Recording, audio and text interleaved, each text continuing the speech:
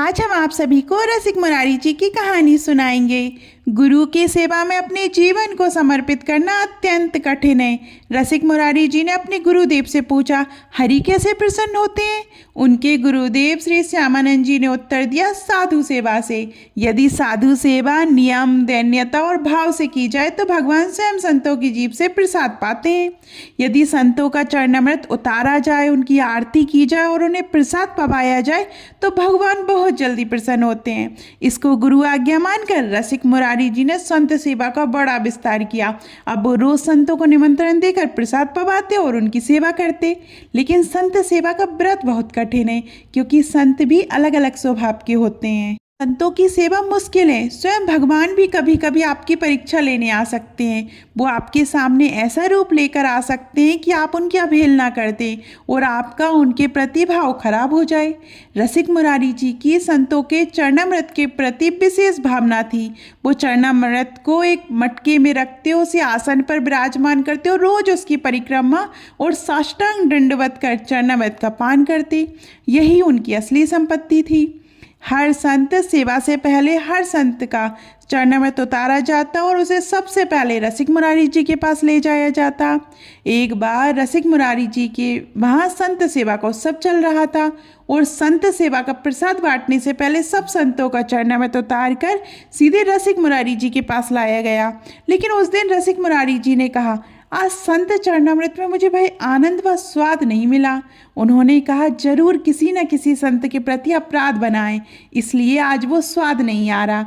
जब चरणामृत उतारने वालों से पूछा गया तो पता चला कि एक संत जिन्हें कुष्ठ रोग था, उनके चरणामृत को नहीं उतारा गया था। रसिक मुरारी जी ने कहा, इसी अपराध ने सभी संतों के चरणामृत के प्रभाव को छीण कर दिया। वो स्वयं गए और उन्होंने उन संत की खोज की और उनका चरणामृत उतारा और उसका पान किया।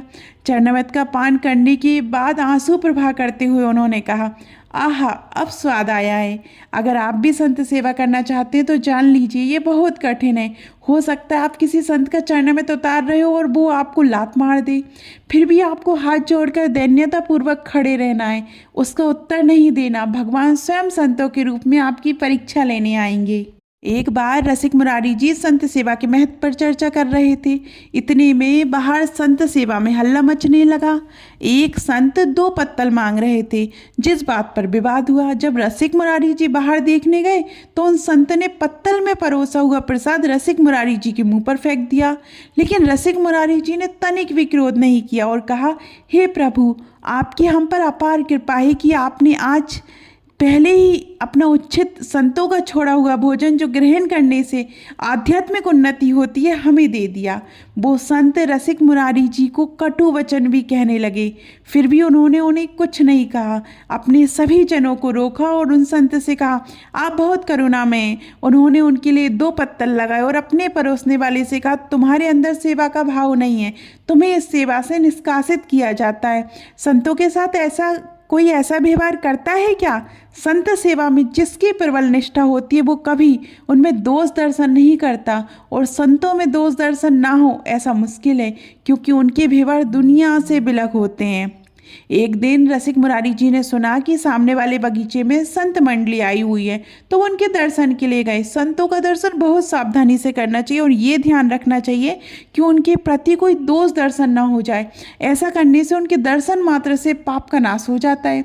जब वो दर्शन करने गए तो उनमें से एक संत हुक्का पी रहे थे। संत ने उन्हें देखते ही अपने हुक्के को छुपा लिया। रसिक मुरारी जी ने सोचा, कहीं इन संत को संकोच ना हो जाए। ऐसा सोचकर वो अपनी पेट पकड़कर वहीं बैठ गए। संत ने पूछा, क्या हुआ? रसिक मुरारी जी ने कहा, मेरे पेट में बहुत दर्द हो रहा है, अगर मुझे हुक्का पीने को मिल जाए तो ये ठीक हो जाएगा। उन संत ने तुरंत अपना हुक्का निकाला और रसिक मुरारी जी ने उसे मुंह से लगाकर पीने का नाटक किया। इस प्रकार उन्होंने उस संत का संकोच दूर किया। रसिक मुरारी जी भगवत लीला में डूबे हुए संत सेवी थे। उन्होंने संत सेवा के प्रति लोगों की श्रद्धा बढ़ाने के साथ साथ ये भी सिखाया कि संतों में दोष दर्शन या उनकी निंदा नहीं करनी चाहिए। साधु सेवा करते समय हमें सावधानी रखनी चाहिए ताकि उसके कारण हमारा साधन बिगड़ ना जाए। तो आपको रसिक मुरारी जी की ये कथा कैसी लगी कमेंट पर ज़रूर बताइएगा। और अभी तक आपने हमारे चैनल परंपरा और प्रतीक्षा को सब्सक्राइब नहीं किया और हमें फेसबुक पर फॉलो नहीं किया है तो जल्दी कीजिए। धन्यवाद।